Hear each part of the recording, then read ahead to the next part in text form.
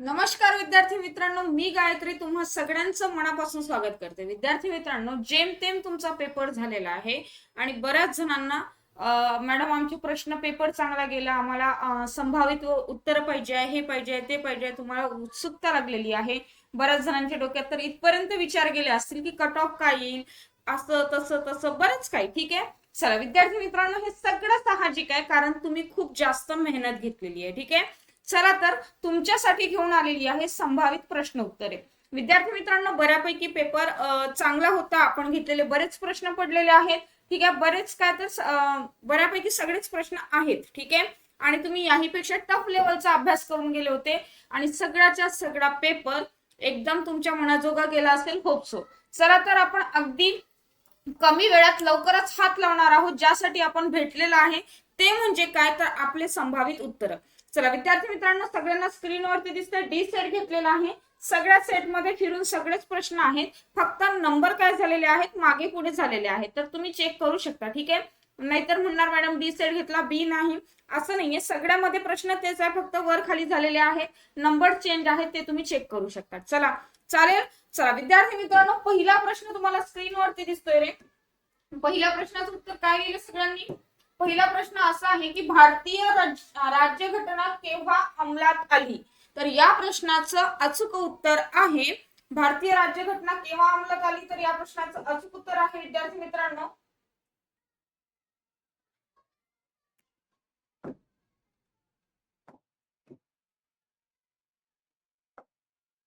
26 जानेवारी 1950 हे या प्रश्नाचं अचूक उत्तर आहे. 26 जानेवारी 1950. ठीक आहे, चला विद्यार्थी मित्रांनो, पुढचा प्रश्न तुम्हाला दिसतोय सेल्युलर जेल कुठे आहे? तर सेल्युलर जेल आहे पोर्ट ब्लेअरला. ठीक आहे, डन विद्यार्थी मित्रांनो. पुढचा महत्वाचा प्रश्न तुम्हाला दिसतोय पंजाब मधील शीख राज्यांचा संस्थापक कोण? 4 ऑप्शन आहे, 4 ऑप्शन मधील रणजित सिंह हे डी ऑप्शन जे आहे हे पंजाब मधील शीख राज्याचा काय आहे, संस्थापक आहे रणजित सिंह. क्लिअर. चला पुढचा महत्वाचा प्रश्न, मुख्यमंत्री व त्याचे मंत्रिमंडळ कोणास जबाबदार असते? तर विद्यार्थी मित्रांनो, या प्रश्नाचं अचूक उत्तर आहे विधानसभा. काय आहे? विधानसभा. बघा 4 प्रश्न आपण पहिल्या पेजवरती बघितले, बऱ्यापैकी होप सो तुमचे 4ही प्रश्न एकदम परफेक्ट आले असेल आणि करेक्ट आले असेल. चला पुढचा महत्वाचा प्रश्न तुमच्या समोर येतो विद्यार्थी मित्रांनो. नेक्स्ट आहे महाराष्ट्रात खालीलपैकी मिठाचा सत्याग्रह कोठे झाला? तर तो झालेला आहे वडाळा. ठीक आहे, वडाळा हे या प्रश्नाचं अचूक उत्तर आहे. त्यानंतर आहे विद्यार्थी मित्रांनो, भारताचा पहिला अवकाशवीर कोण? तर राकेश शर्मा. ओके. त्यानंतर वाळवंटातील जहाज काय राव मॅडम, हा पण प्रश्न आहे का? बरोबर ना, तर वाळवंटातील जहाज आपण उंटाला म्हणतो. ठीक आहे, त्यानंतर महत्वाचा प्रश्न, भारताची राष्ट्रीय भाषा हिंदी आहे. ठीक आहे, डन. त्यानंतर बघा, भारत पाकिस्तान या देशादरम्यान कोणती सीमारेषा आहे? तर रॅडक्लिफ लाईन असं त्याला म्हटलं जातं. क्लिअर आहे विद्यार्थी मित्रांनो. त्यानंतर पुढचा महत्वाचा प्रश्न आहे तिहार जेल कुठे आहे? तर तिहार जेल आहे दिल्लीला. ठीक आहे, तिहार जेल कुठे आहे? दिल्ली हरिनगर येथे. ठीक आहे, पुढचा महत्वाचा प्रश्न, झारखंडची राजधानी. बापरे, मी काल म्हटलं होतं कालच्या सेशन मध्ये. ठीक आहे विद्यार्थी मित्रांनो, तुम्हाला राजधान्या विचारल्या जाऊ शकतात, तर बघा माझे शब्द खरे झाले. तुम्हाला 2 राज्यांच्या राजधान्या विचारल्या गेल्या. झारखंडची राजधानी सगळ्यांना माहितीये रांची आहे. ठीक आहे, आणि भरपूरदा घेतलेला आहे आपण. त्यानंतर चले जाव आंदोलन कोणी सुरू केले होते? तर ऑब्विसली महात्मा गांधी यांनी सुरू केले होते. ठीक आहे, चले जाव आंदोलन 1942 मध्ये महात्मा गांधी यांनी सुरू केलेलं.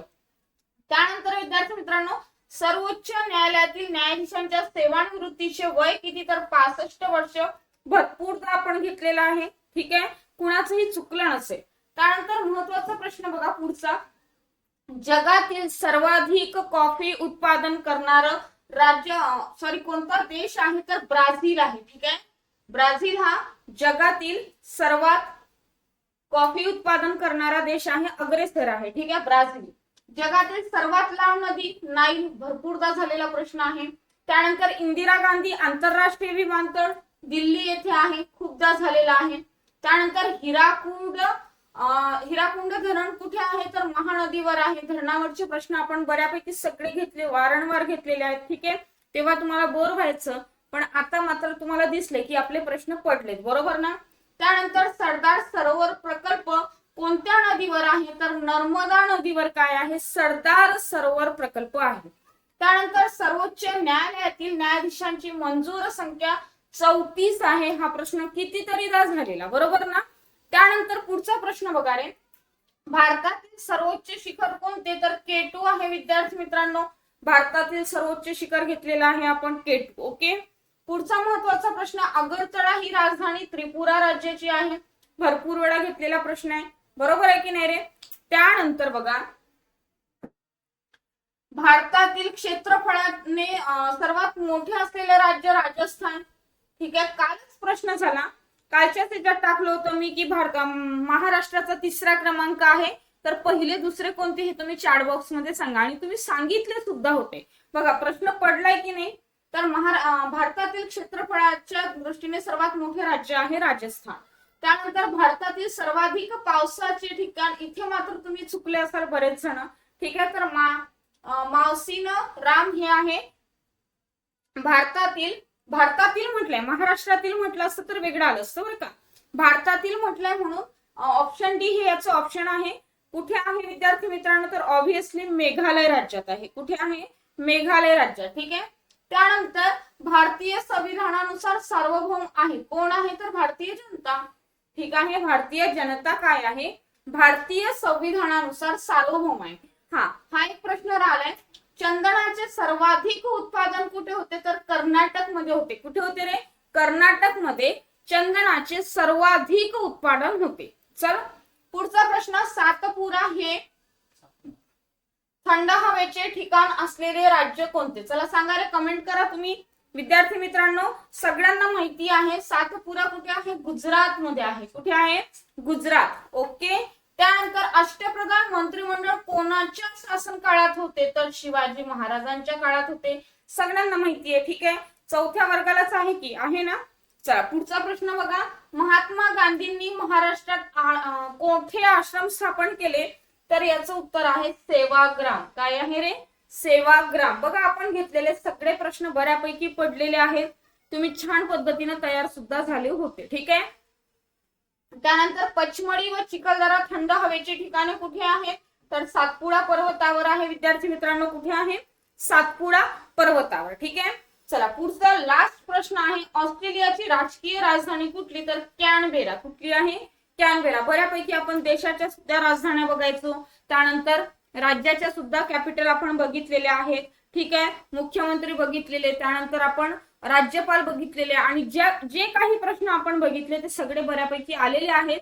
तुम्हाला या गोष्टीचा फायदा झाला, तुम्ही खूप कसून मेहनत घेतली, कौतुक वाटतं तुमचं या गोष्टीसाठी. तुमचं स्टॅमिना, ह्या सगळ्या गोष्टी आणि तुमची जी धडपड होती की आम्हाला सगळं करायचं आहे, 30 मार्काचा पेपर पण तुम्ही खूप जास्त केलं, स्वतःला झोकून दिलं होतं. आता बऱ्याच जणांच्या डोक्यात हेही असेल की मॅडम किती कट ऑफ लागेल, काय लागेल, असं तसं. आजच्या दिवस थोडं शांत राहा, रिलॅक्स राहा. तुम्ही उत्तर दिले ना, चांगले उत्तर दिले, पेपर चांगला सोडवला, मला पूर्ण विश्वास आहे तुमच्यावर. ठीक आहे, आपल्याला लवकरच भेटायचं आहे, तुमचा सत्कार झाला पाहिजे, बरोबर आहे. तर विद्यार्थी मित्रांनो सगळं छान होईल. आता फक्त थोडा धीर धरा आणि तुमच्यापर्यंत कट ऑफ सुद्धा येईल, सगळ्या गोष्टी पवन सर जी आपली फॅकल्टी आहे ते सगळं तुमच्यापर्यंत पोहोचवतात, वेळेवर अपडेट सगळे पोहोचवतील. चला बाय. जाण्याआधी लाईक करायला विसरू नका आणि दररोज सकाळचं आपलं 9चं lecture static GK plus current affair करायला विसरू नका, कारण जब तक तोडेंगे नाही तब तक छोडेंगे नाही. इथून पुढच्या ज्या एक्झाम्स आहेत, बऱ्याच जणांना ही पोस्ट काढून ड्रीम पोस्ट लागवस निघालायची आहे, तर ते सुद्धा आपल्याला करायचंय. चला विद्यार्थी मित्रांनो बाय. एक लाईक तो बनता आहे. Bye bye.